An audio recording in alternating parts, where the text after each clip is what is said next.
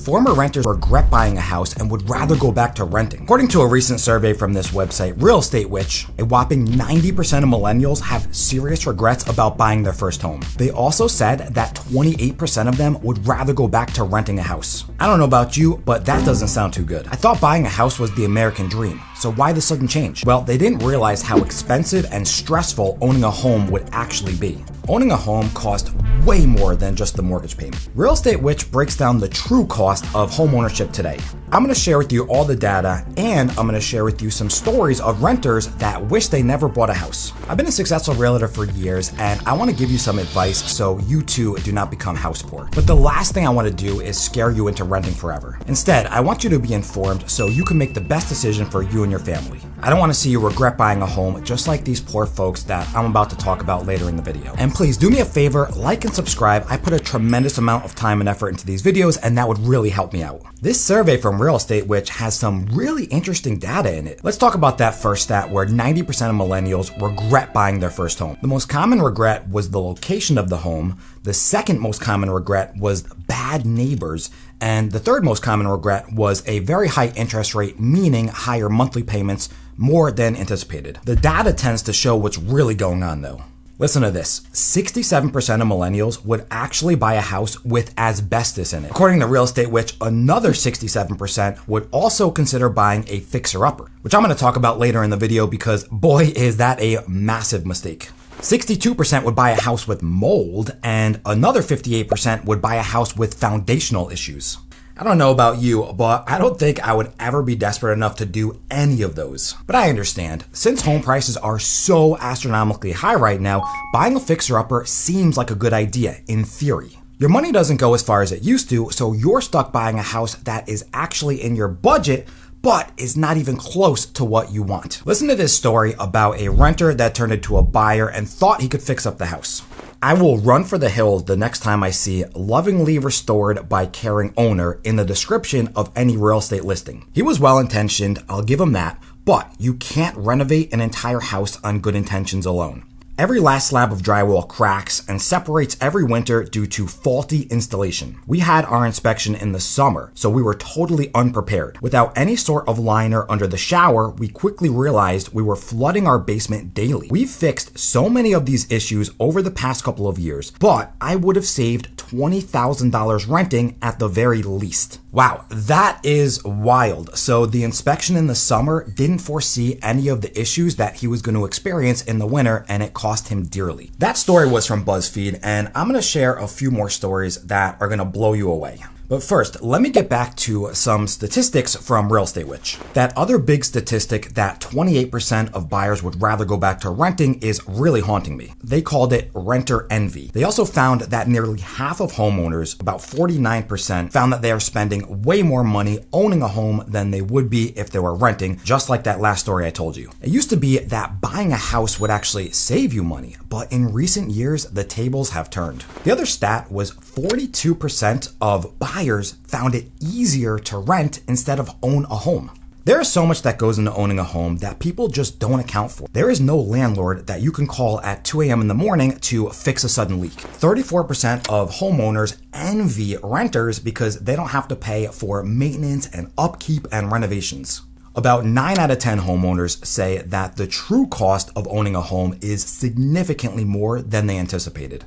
Again, this is not what you heard growing up. Your monthly mortgage payments used to be cheaper, and you built equity in the home, which kind of offset those maintenance costs. But not anymore. It's significantly cheaper to rent a house now than buy the exact same equivalent house. And it's because this housing market is so screwed up. People used to say all the time, why are you renting? You're paying the landlord's mortgage and you're just throwing money out the window. And that used to be true, but now buying a house is a massive gamble. You need to shift your expectations and realize that it's going to cost you more every single month, and it's more of a long-term game now. Yes, over 15 years, it'll pay off and you'll end up saving a bit more money, but you're going to have to spend a tremendous amount more in the meantime. People think that just because they're approved for a mortgage and they can afford that mortgage payment, then that clears them to buy a house. but they're not taking into account all of the hidden expenses and headaches that goes into homeownership. So let's get into all those fun expenses. Real Estate Witch finds that homeowners spend about $18,000 more per year on non-mortgage expenses, meaning everything outside of principal and interest. So let's break that down for a minute and look at this chart. The average homeowner spends $5,362 per year just on utilities. That's actually 77% higher than what a renter would spend on utilities. And I'll talk about why that is later in the video. For maintenance and repairs, homeowners are spending $4,392 per year. They found that homeowners struggled so much with unexpected maintenance costs that they can't even afford a $500 repair. So instead, they have to put it on their credit card, which is going to become an issue that I'll address very soon. For renovations, homeowners are spending $3,784 every single year.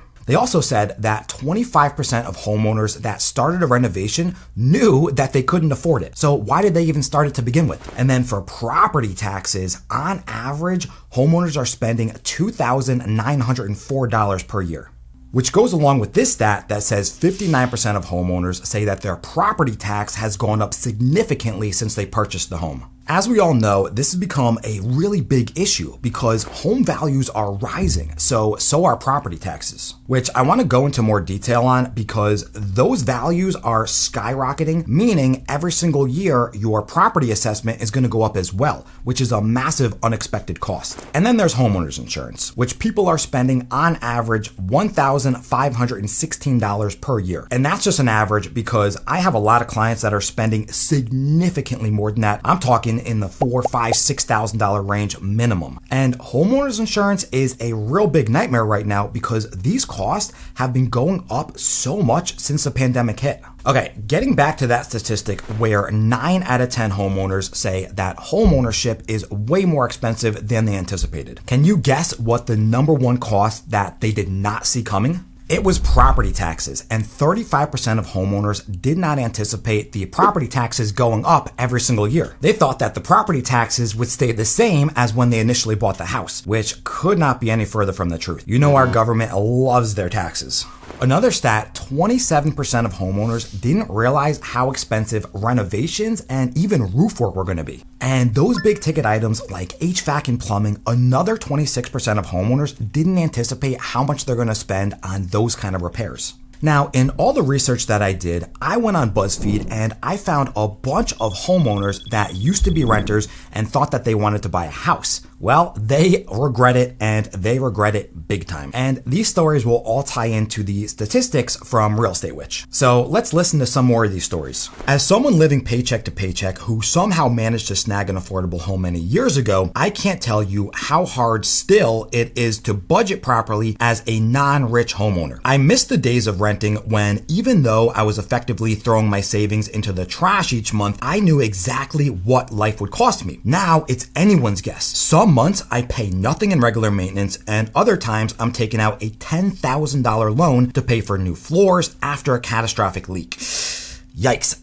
that really hurts after reading that because you don't know what you don't know. Mark Cuban loves to say that on Shark Tank, and now I know what that means. You go into buying a house anticipating fixed cost, but then all your costs start to change and add up. But when you're renting a home, all those costs are fixed. Okay, the next story. Lawn care and landscaping make me never want to own another standalone house ever again. Our landlord took care of everything in our previous house, and I took that for granted. I feel like my weekends exist for landscaping now and landscaping alone.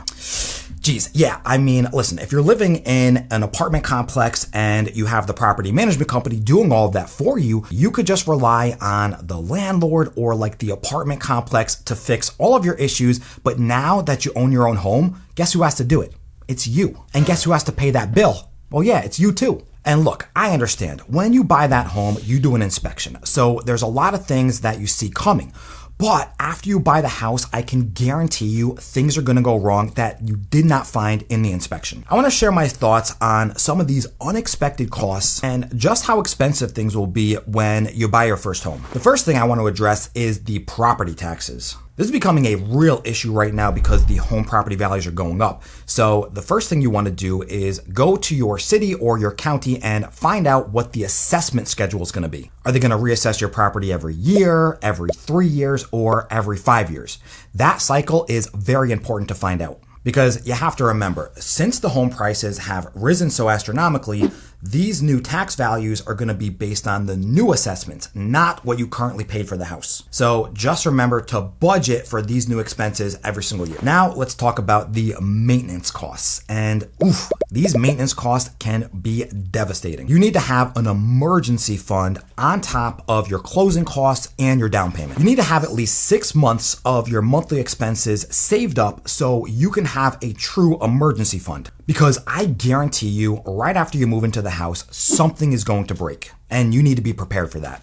That statistic where they mentioned the $500 repair cost and people couldn't afford it, so they were putting it on their credit card, that is a major problem, and that is because they didn't have an emergency fund. A really good rule of thumb is to save up 3 times the amount that you think you're gonna need. I know it's tempting to buy a house now if you have the money saved up, but please do not do it until you have that emergency fund. The last time I got a place that I knew I could afford, I was so happy, but I forgot about the furniture. I had extra money saved up, but I didn't account for the furniture. So all that extra money went towards TVs and couches and beds and kitchen stuff. And then at the end, I was left with almost nothing. Don't make that mistake. And that's why I recommend always saving up 3 times the amount that you're gonna need, because I promise you there's gonna be a ton of things that you never planned for. And let's talk about the renovations now, because once you move into a home, I know there's gonna be a lot of things that you wanna renovate and fix up. But please, I'm begging you, just wait for as long as you possibly can so you can save up a little bit of extra money. Don't do anything big right away like the kitchen or the bathrooms or like knocking down any walls.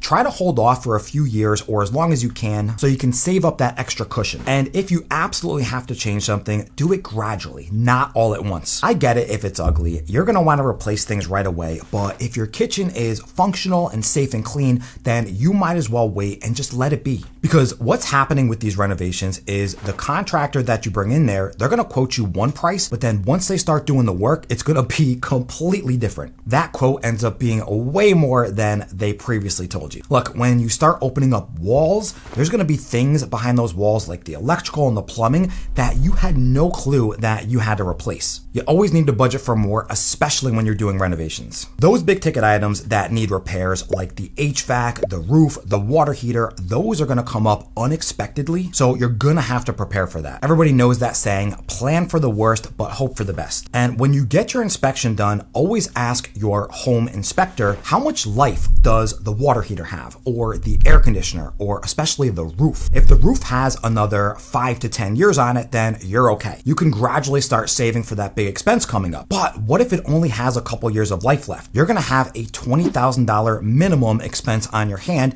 and you might not be able to afford it if you didn't budget properly. The last thing is utilities. Now, this is a big problem from renters that just buy a home. They think, oh, my utilities used to cost me $100 a month, and then unexpectedly they shoot up to $400 a month. And this happens all the time. So really what you want to do is you want to go and ask the seller of the property, hey, Mr. or Mrs. Seller, what do you pay for your monthly expenses for utilities? This way, at least you're going to know what to plan for every single month, and it's not going to be unexpected. The last thing I want is for you guys to get blindsided when you buy a new house. You have to anticipate in 2024 that it's going to cost significantly more to buy a house right now than to rent. So I really hope this information was helpful so you all don't become house poor. Remember, 90% regret buying their home. And the main reason is they're not prepared. Hopefully after this video, you're prepared, and when the time comes, you're gonna be ready to buy a house and you're gonna love every second of it. And if you like this video, click on the video above. My name's Andy Coleman. Don't forget to like and subscribe, and I'll catch everybody in the next one. All right, that was pretty good, not bad.